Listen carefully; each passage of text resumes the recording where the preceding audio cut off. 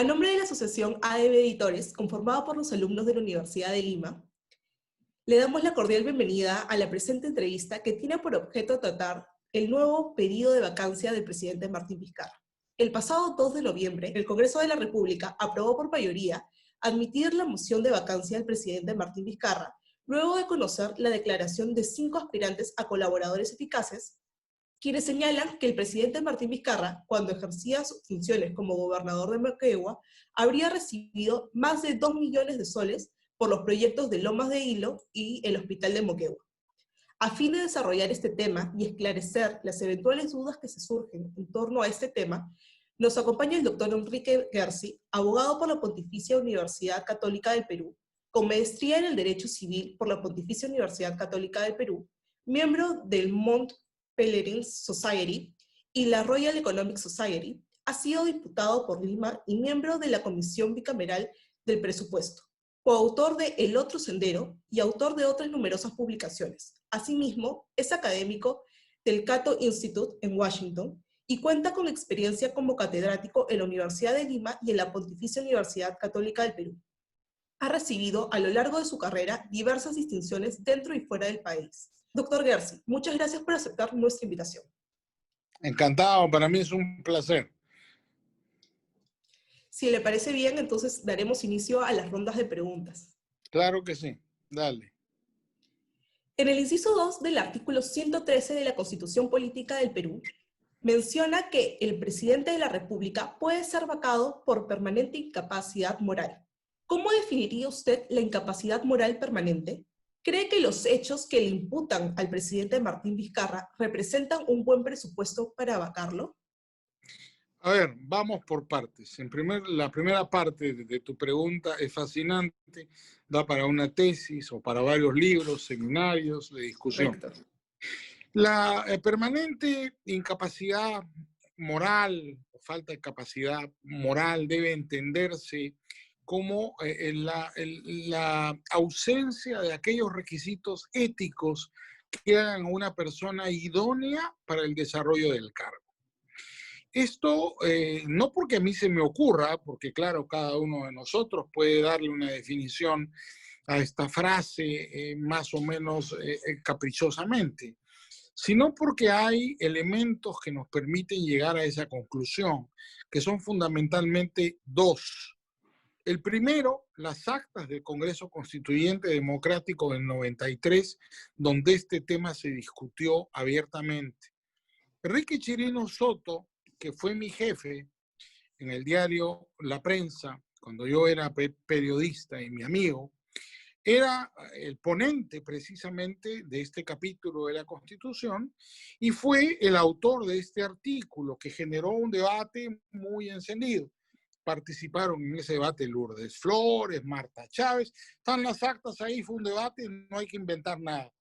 Y Chirino Soto, que propuso este articulado, que más o menos se repite con una fórmula semejante desde la Constitución de 1823, argumentando precisamente que el significado de la incapacidad moral era el de la idoneidad ética de una persona. Y su argumentación era distinguir el 113 del 117. Él decía que el 117 se refería a la acusación de la que es pasible un presidente durante su mandato por determinado grupo de delitos. Había un número clausus, solamente se puede acusar y procesar a un presidente por cierto número de delitos.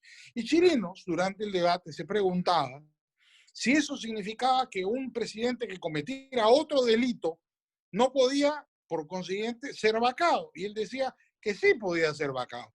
No por el 117, sino por el 113. Su ejemplo, el uxoricida.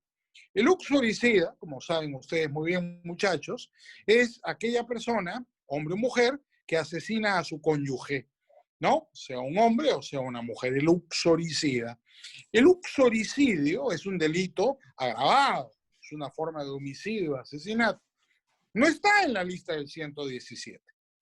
¿Eso qué significa? ¿Que un presidente que mata a su esposa no puede ser vacado por incapacidad moral? No puedes.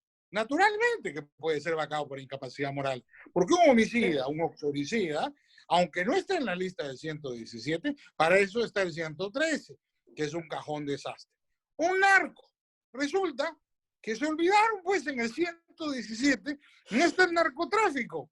Es decir, si Pablo Escobar fuera presidente del Perú, si he escuchado a algunos de mis apreciados colegas con la tesis de que solo se puede vacar al presidente con sentencia, con el 117, y Pablo Escobar nos gobierna, ¿qué? Nos tenemos que soplar 5 años de gobierno de Pablo Escobar y no lo podemos vacar por incapacidad moral, de ninguna manera. El ejemplo en el derecho constitucional comparado es Ecuador. Ecuador tuvo un presidente muy famoso, que además ganó las elecciones en Ecuador cuantas veces le dio la gana. Carlos Julio Arosemena, que murió hace poquito. Carlos Julio no fue nunca acusado por ningún delito. ¿Pero qué hacía Carlos Julio? Era dipsómano, es decir, alcohólico. Y las trastabilladas que hizo Carlos Julio, que era un demagogo, un hombre que llenaba plazas y la gente lo adoraba, la trastabillada que el Congreso ya no le pasó, fue que en una de sus borracheras le quitó la gorra al comandante general del ejército y orinó ahí. ¿Por qué no llegaba al baño? Pues entonces le quitó la gorra y orinó ahí. El Congreso lo vacó por permanente incapacidad moral. Porque naturalmente un presidente de dipsómano que es incapaz de orinar en el baño y orina en la gorra del comandante general del ejército no es una persona que tenga la idoneidad ética para ser presidente de la República. Entonces, contestando tu primera pregunta en concreto, esto ya está definido. Quienes dicen que no es porque no quieren leer las actas del Congreso Constituyente. Y además, para recordar, ya el Tribunal Constitucional se pronunció cuando declaró constitucional la vacancia de Fujimori. Recordemos que Fujimori renuncia y manda su renuncia por fax. Ustedes jóvenes seguramente nunca han visto un fax, pero antes del correo electrónico, del WhatsApp, había un aparatito que se llamaba fax. Entonces él mandó por fax su renuncia. ¿Qué hizo el Congreso? Su Congreso, un Congreso dominado por el Fujimorismo, no le aceptó la renuncia por fax y lo vacó por permanente incapacidad moral. El Tribunal Constitucional, cuando se cuestionó la vacancia de Fujimori, dijo claramente que la incapacidad moral se entiende como la falta de idoneidad para el ejercicio en el cargo. De manera que hay pronunciamiento del tribunal y las actas del Congreso Constituyente Democrático que nos permiten tener una interpretación auténtica. La razón del legislador está expresada en ellas. De manera que la primera parte de la pregunta, en mi concepto, creo que está contestada. La segunda parte de la pregunta ya es sobre el hecho concreto de Vizcarra. Yo creo que en el primer caso, la vacancia que no fue aprobada, yo veía bien clara la causal. En este segundo caso, como nos basamos en testimonios de testigos protegidos Presuntos y colaboradores, colaboradores. así es. Yo creo que hay un problema, que es la fehaciencia. ¿No es cierto? Yo no soy un simpatizante de Vizcarra, más bien yo soy abogado del Congreso en el otro proceso ante el Tribunal Constitucional, pero jurídicamente hay que admitir que aquí hay un problema. Si son testimonios reservados, a menos que los testigos levanten el secreto y se pueda acceder a esa información, yo creo que el Congreso de la República debería primero corroborar esa información. La mera imputación de un colaborador eficaz no tiene ningún valor, se requiere corroboración. Estamos llenos de expedientes con imputaciones falsas de colaboradores eficaces. Salvo que haya pruebas objetivas que corroboren esa información, en cuyo caso nos encontraríamos frente a una situación muy grave. Pero yo aconsejaría prudencia a la representación nacional en vacar a una persona por el solo supuesto dicho de colaboradores eficaces, sin corroborar y sin conocerse. Eso no puede ser así, tiene que ser corroborado y tiene que conocerse. Me imagino que el abogado del presidente que va a ir mañana, el doctor Pereira, que es muy conocedor de esta materia, lo va a explicar con claridad y yo creo que ahí hay un punto para la defensa de Vizcarra. Perfecto, clarísimo, doctor. En ese sentido, ¿cuáles serían las limitaciones que usted considera de la permanente incapacidad moral?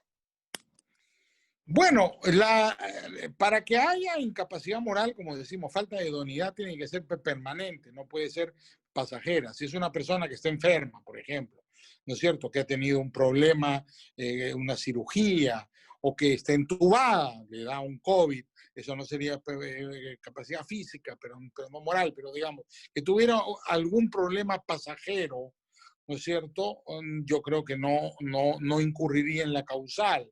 Pero en el caso de Carlos Julio Arosemena, que mencioné, que era alcohólico, notorio, y yo creo que sí había una muy clara incapacidad moral permanente.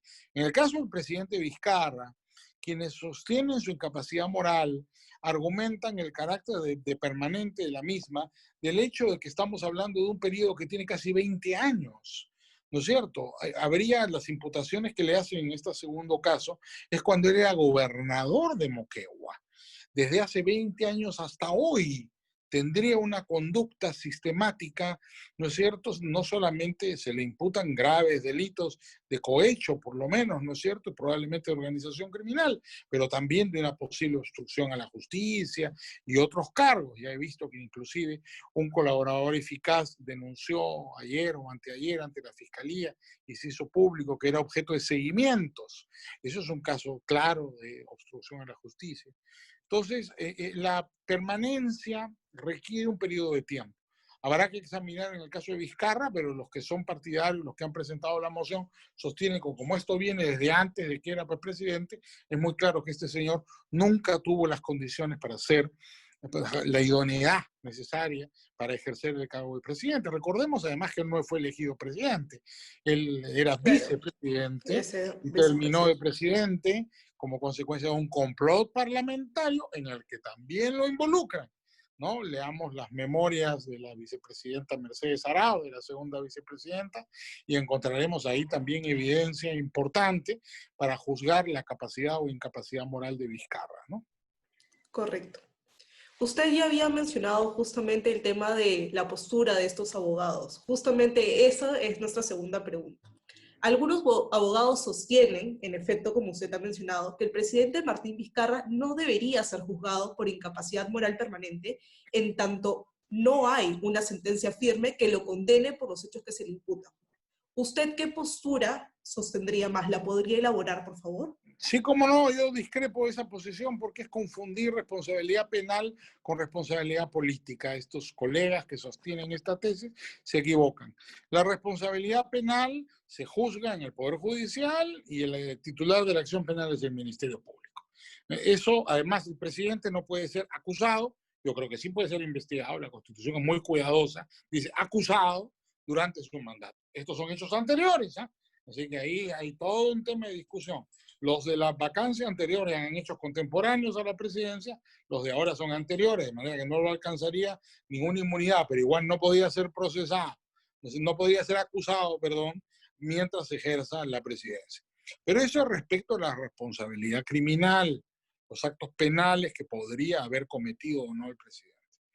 La incapacidad moral se refiere a responsabilidad política y lo establece claramente la Constitución y el reglamento del Congreso. No es un juicio criminal, no es un juicio penal. El Congreso no puede hacer un juicio penal. Ese es un juicio político de responsabilidad política. Así como la inhabilitación, que el Congreso se la puede hacer a través de un juicio político, inhabilitar por una cantidad de tiempo el ejercicio de los derechos políticos de un funcionario. Recordemos el caso de tres parlamentarias fujimoristas que fueron inhabilitadas luego de un juicio político. Este también, Claro. acá es un juicio político. Entonces no hay que esperar ninguna sentencia. No confundamos, ¿no? La inhabilitación como pena accesoria es una cosa completamente distinta a la vacancia por incapacidad moral, que es simplemente una decisión política del Congreso. Perfecto, súper claro. En ese sentido, a propósito de la anterior vacancia, como usted comentaba, acontecida el pasado septiembre, ¿considera que fue adecuado o pertinente en este caso el planteamiento del proceso competencial? No, por dos razones. La primera, una cosa es el presidente de la República y otra cosa es Martín Vizcarra. Aquel procurador ha estado actuando como abogado de Martín Vizcarra. Para eso está el doctor Pereira. El procurador general de la República no es abogado de Martín Vizcarra, es abogado del Poder Ejecutivo. Por consiguiente, el procurador del Poder Ejecutivo no puede plantear una competencial para ejercer la defensa de Martín Vizcarra. Pues hay un problema ahí de falta de legitimidad para obrar. Ahí el procurador ha actuado como abogado de Martín Vizcarra, no como abogado del presidente. Nadie ha estado menoscabando las atribuciones legales de la presidencia. Simplemente se ha querido vacar a Martín Vizcarra en la primera vez, porque se planteó en la primera vez, ¿no? Y en segundo lugar, esta demanda es claramente improcedente porque ¿a quién le compete constitucionalmente vacar al presidente? ¿A un municipio? ¿A un gobierno regional? No puede ser al Congreso. Lo dice expresamente el 113. Entonces, ¿qué cuestión competencial hay? Ninguna. Ninguna. Esta demanda ha debido ser declarada improcedente liminarmente. Además, ocurrió sustracción de la materia, porque el segundo pedido de vacancia es completamente distinto al primero. Son por hechos Correcto. anteriores a la presidencia.